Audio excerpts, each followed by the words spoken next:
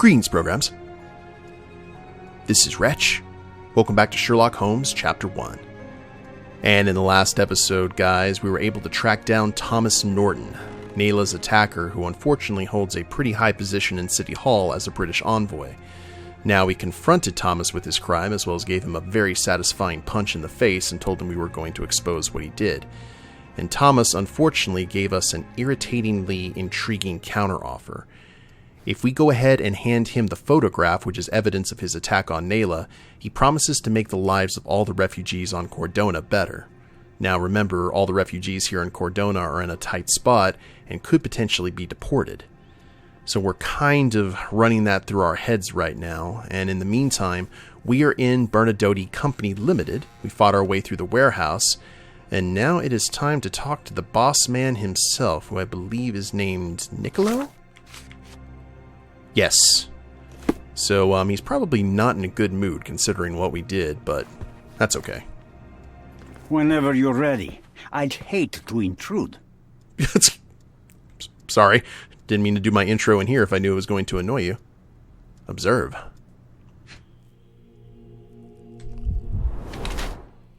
Gang tattoo. Different from the others. Alright, that might indicate rank. Which means that if he's not the boss, he may be like an underboss, a lieutenant, basically the commander of Cordona, for lack of a better term. Anything else? Ooh. Hardened hands, doesn't shun dirty work. Damaged skin, had pellagra. And he's packing. Holstered pistol, cold-blooded. Anything? Oh, he's married. Nicolò Bernadotti is a harsh gang leader and calculating businessman. He beams confidence and menace. He anticipates danger by keeping his gun near him, but still holds it in the holster. Bernadotti descends from the working class. Being raised in a poor family, he had to work in the fields from a young age. Hard work under the sun and bad nutrition led to his suffering from pellagra. He overcame the disease, but his effects still show on his skin. Despite being financially comfortable now, he still distanced himself from the high life, keeping his clothing and appearance quite conservative. Bernadotti and his men have different tattoos in the same style. The tattoos are most probably a code that represents different ranks within a tightly structured and secretive criminal organization. Nicolò Bernadotti is a cruel gang leader who isn't afraid of getting his hands dirty to show off his position of power. A hard worker in his youth, Bernadotti grew hatred toward the world around him. He continually expects trouble and is always ready to make some.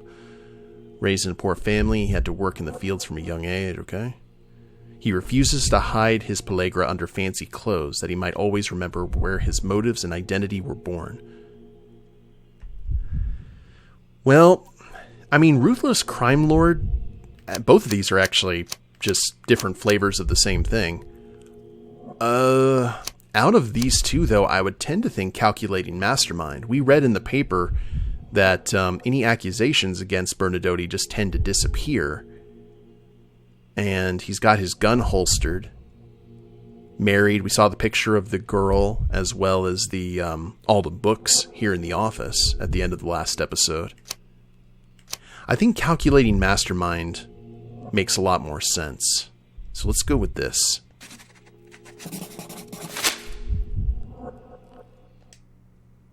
Nicolò Bernadotti, I presume?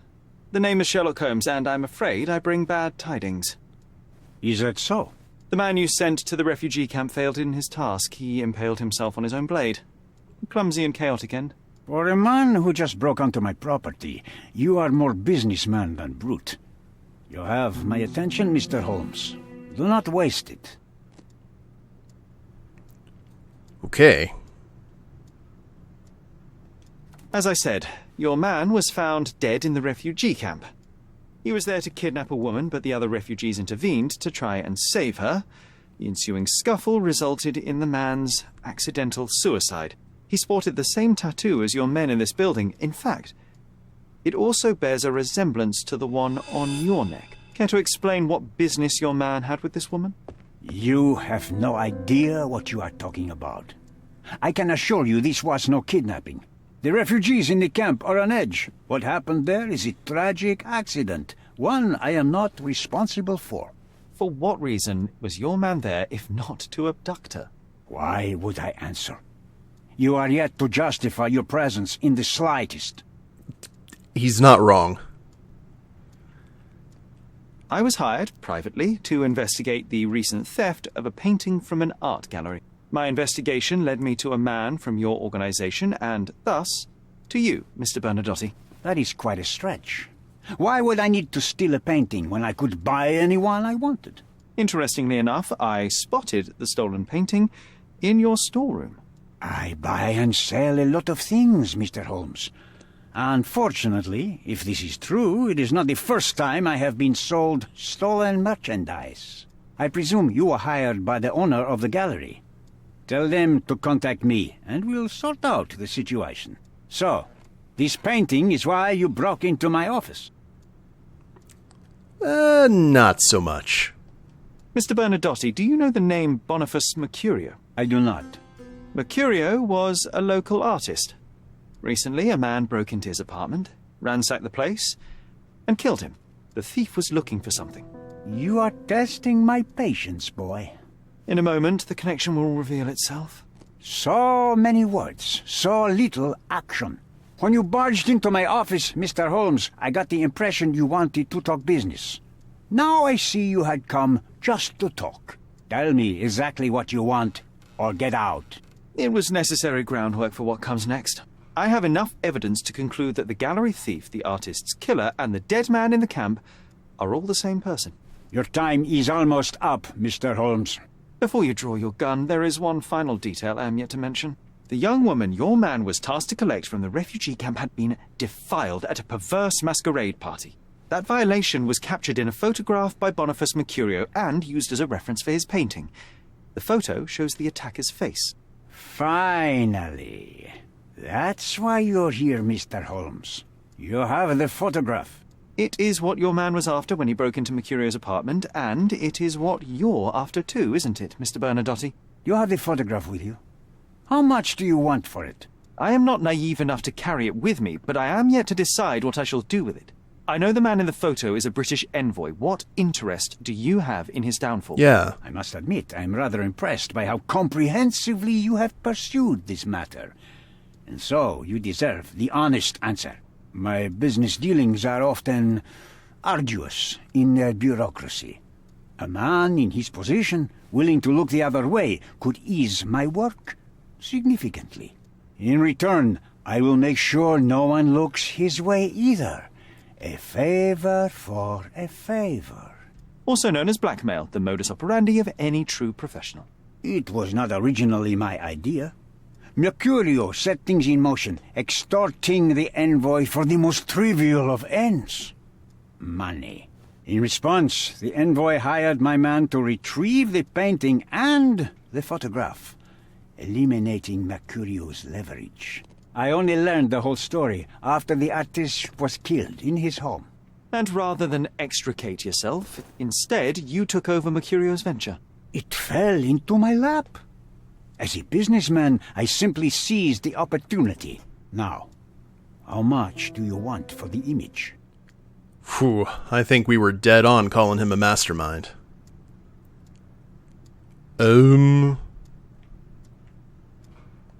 I saw refugees from the camp at your warehouse. They work for you. I have made certain arrangements with City Hall and the police. Thanks to me, refugees can work and be paid. It's a pathway to freedom. And how much do you save by capitalizing on their cheap labor? I have heard no complaints. They seem happy just to get out of that slum. I could not help but appreciate the collection of smuggled artifacts in your storeroom. You have rather diversified your business. How high and mighty of you, Mr. Holmes. Not all smuggling is immoral. I pay generous rates to developing cultures and spread their culture to eager buyers. And furthermore, I supply many immigrants with a taste of home. A very convenient way of thinking. I have traveled wildly, Mr. Holmes. I've seen people in far-flung lands for whom my services are a lifeline. Without them, they would starve. The tax on cargo is often so absurd that it would be more profitable to simply sink your ship than dock it in the harbor. And trust me, I am speaking from experience. Why did you send your man to remove the woman from the camp? Without a photograph, her testimony was the next best thing. Securing her was in everyone's interest. Victims and witnesses all too often disappear. I thought the girl was safer with us. I did not anticipate what would happen at the camp. So, are we getting another option here? Why should I give you the photograph? Just name your price. What if my price were not money? You claim to have connections, Mr. Bernadotti. Perhaps you could improve conditions for the refugees. Give them a chance for a better life. Ha! I do have connections, Mr. Holmes, but help the whole camp? You are asking too much.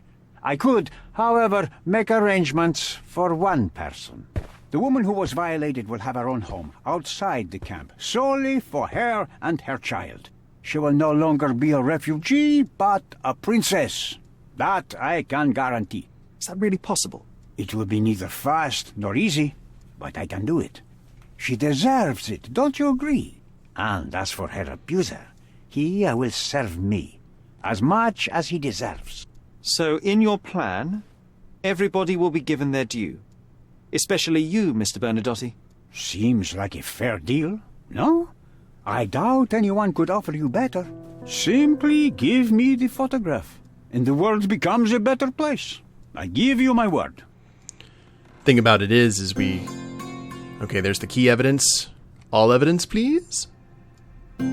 Yes. If we got him to basically improve conditions for the refugees, then he wouldn't have a workforce. Alright, Mind Palace.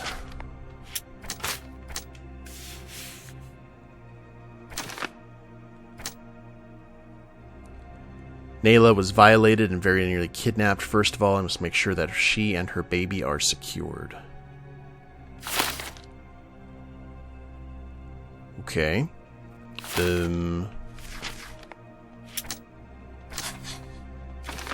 Blackmail material. Bernadotti wants to gather proof of the envoy's crimes in order to blackmail him. There it is.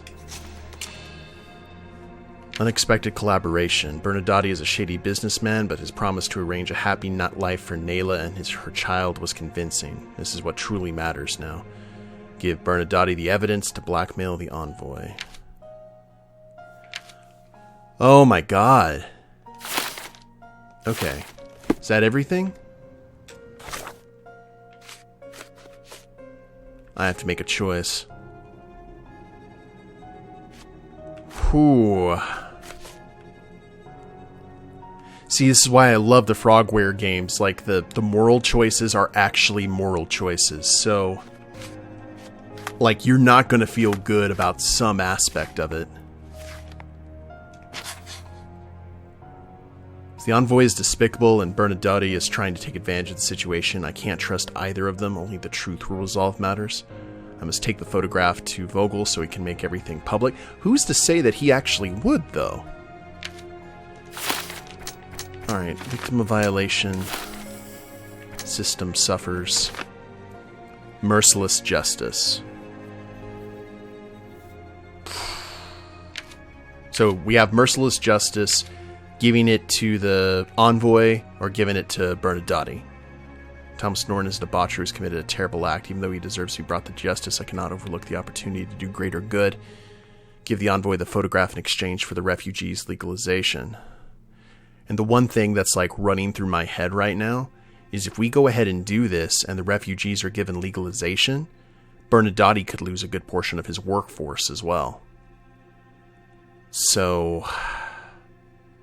But you got it's the bottom line. You've got a woman who was raped. Like, that's the big crime. That's the most important thing. But in talking to her, now obviously she's probably in shock and processing and very, very angry, obviously. She didn't want help. She didn't want... do we still have... Hold on. Okay, did we have anything from, like, talking to her?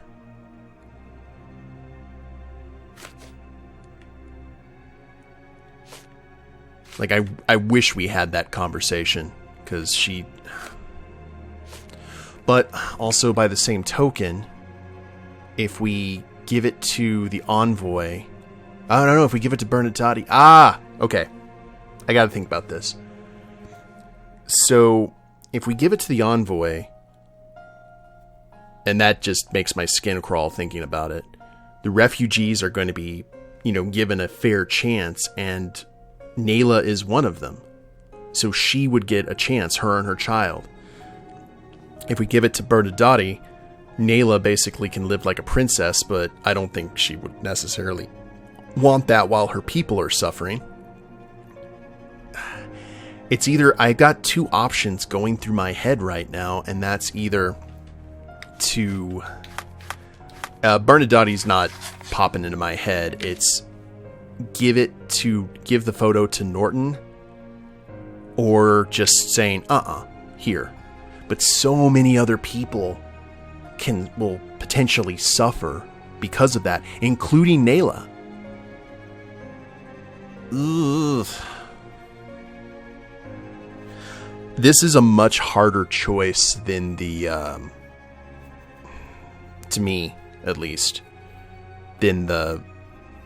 What was it? The one with the soldier that got murdered. I don't know what to do. This is like one of the toughest decisions I think I've ever had to do in a game.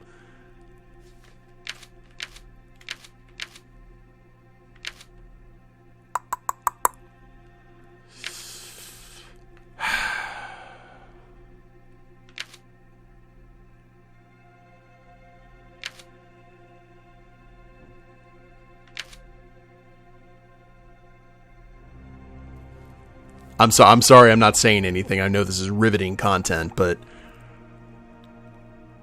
I am like completely torn here. I kind of think like maybe I should just do a dice roll, but that's not good. I gotta, stick to my guns here once I actually decide to shoot it. You know what? I'm trying to think of all of those refugees that we saw.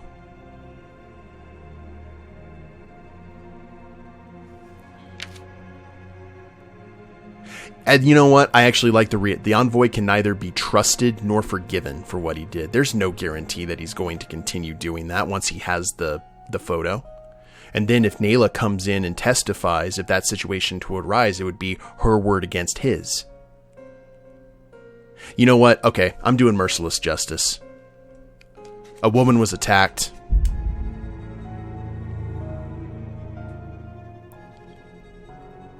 Yeah, we're doing it. Oi.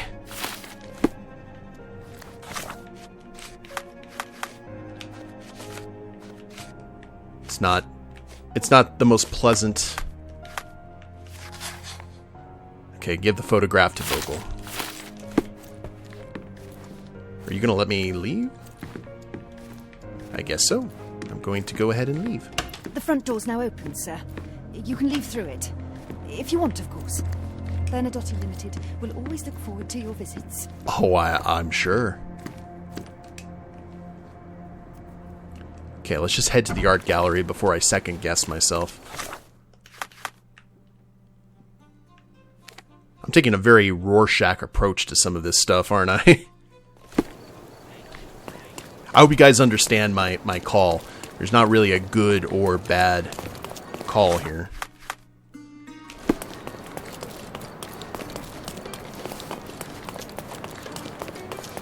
Who knows, maybe the next envoy will treat the refugees better. One can hope, you know?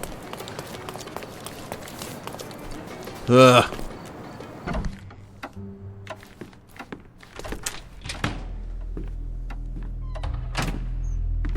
Mr. Holmes, you've returned. Have you uncovered anything new about the theft? You and your loafers. I've brought news, but not all of it will please you. Fill me in, Mr. Holmes. I won't shoot the messenger. Okay. He'd probably care more about Mercurio being dead. I tracked down Boniface Mercurio. I presume he wasn't delighted about the situation. He was not having a good day on account of his murder. Killed in his own flat by the same person that stole his painting. Oh, sweet Mercurio. Perishing in the pursuit of his art. How apt. I will miss his exceptional sense of humor. I located the thief, but found him rather cold. He was tight-lipped about the painting, too. Huh, he's dead. How very droll, Mr. Holmes. One presumes you were not responsible. It was an accident at the refugee camp. He impaled himself on his own knife. Life is nothing if not cruel and capricious. What about the stolen painting? Have you located it? Yeah, let's be honest. I found the painting, but I could not retrieve it. Well then, where is it? In Bernadotti's office. Bernadotti? That shady businessman? Why would he steal it from me? I'm afraid you'll have to ask him yourself. I take it you found something more then. Yes, indeed. I found the source of Mercurio's artistic inspiration. A photograph. What troubled me was that the sexual act captured was non-consensual. She was violated? Dear God, how despicable. Her abuser was in fact the British envoy. Mercurio took a picture of him committing the atrocity and then used it as artistic inspiration. I had no idea a mere break-in would eventually expose such barbarity. Mr. Vogel, I want you to make everything public, including the photograph. I'm sure you have a connection at the Cordona Chronicle. Ah, Mr. Holmes, loyal to your own truth till the end. Yes, I'm acquainted with the staff of the Chronicle. The story is sensational, and will surely draw attention to the gallery. But you must be aware that exposing the scandal will further hurt the victim. Does that not bother you? No matter what one does, the truth tends to come out, as well it should. I won't be the one to stand in its way. Though it's only your subjective truth being exposed. Not that I'm judging. It's perfectly reasonable for everyone to have their own views. When you called me, you knew exactly what you would get. Oh, but I'm not like you, Mr. Holmes. I cannot be sure of anything. Regardless, I must thank you, for art's sake. Well, now that we've resolved all of our outstanding matters, I have a gift for you. I took the liberty of having it delivered to Stonewood Manor. I am told it belonged to your mother. Phew. Vogel didn't make me believe that I made the right choice there. Well, I mean, what's done's done. And what exactly have you sent me? Frankly, I'm not sure how to answer that. I trust you'll know. Previously, you mentioned there may have been more to my mother's passing than consumption. It appears you were right. Oh, dear. I'd hoped to be wrong. She was unstable, mentally unwell. She required sustained, specialized treatment, but her madness persisted. I knew that Violet had disappeared from the public eye, but had no idea of her suffering. I cannot imagine what you're feeling. I'm fine. Oh, was that Vogel's fingers? That was a little bit weird. Thank you, Mr. Vogel. I am curious to see what you have procured. Okay, Muse from abroad, case complete. Oi. Okay, I gotta go to the front door of the manor. So, here's another thing, guys. I didn't even think that we may cause more trouble for Neila. But one thing, I'm kind of taking this in the same vein as, like, Benson and Stabler would on an episode of SVU. Yeah, you heard Norton. He was just like, "Oh, I was drunk. It was an accident." Da da da da. You know, he was gonna do it again. So at that point, and the more I think about that, the more I'm just like, you know, we did make the right call. Just, you know, burn him. Back to Stonewood Manor. And mental illness. Boy. This game's hitting on some very heavy themes. Which is good. Okay. Just seeing if there's any vendors that may have some new gear.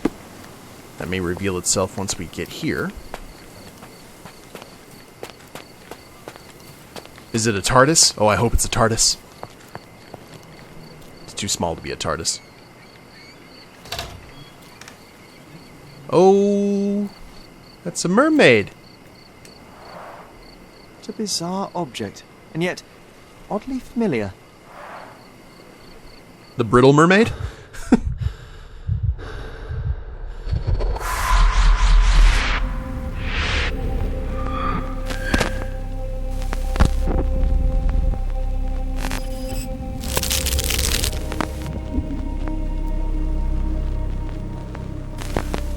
I saw Cthulhu. Please tell me that we can go in. Did you just remember something? Yes. A room full of curiosities and artifacts. I think I can find it in the manor. Sherlock. So, you continue to pursue the imaginary. I had hoped you might have got all this out of your system by now. Oh, Lord. Mycroft, what are you doing here? Get out of my house. It's my house, actually. I've come to bring you back. I have no interest in returning, let alone with you. I know you lied about Mother all these years, claiming she was merely ill, but she was unstable. She never had tuberculosis. She was not recuperating, but mentally deteriorating, and you never once thought to tell me. How dare you? I shall not indulge this petulant tantrum. You can just tire yourself out and then slink back to London with your tail between your legs. Just tell me everything. I'm an adult now. Show me the basic courtesy of an explanation. You know I will find out eventually. The goal was stability, and that's what you got. The right thing for everyone was to try and move on from her passing. The consequences of one's actions determines what is right or wrong. Yes, exactly. The ends justify the means. After leaving Cordona, Sherlock, you had a normal childhood. In London, I was able to support you, guide you, shape you into a fine and productive young man. You have so much potential, so much to offer society. But that's not the end. Now I found the truth, and it has shattered everything I knew about her, about you, and about myself. I feel unstable because of you. Your actions were not justified. Lying never is. Oh, grow up, Sherlock. It was a white lie which has as much use in the realm of the interpersonal as the international. It is time you come to accept that some things are bigger than yourself. Oh, you are full of it. You like to pretend you care about the big picture, but it's just an ego trip. You like knowing more than others. You like greasing palms and rubbing shoulders with the rich and powerful. You like having eyes and ears everywhere.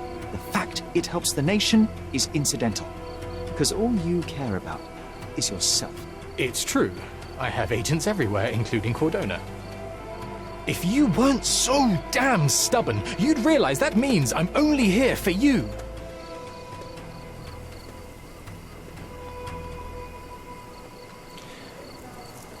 Wow. It's an interesting interpretation of Mycroft, because I really think that Mycroft's trying to protect Sherlock by hiding the truth from him. I think there's a lot more going on. But, to tell you the truth, I'm actually feeling better about our decision, because that whole big picture thing about the ends justifying the means, that's a Mycroft thing. And we didn't take the Mycroft path. So I think for at least now, that's a good decision.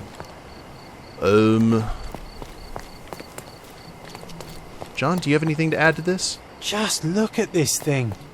It's huge. I actually really like that sculpture. I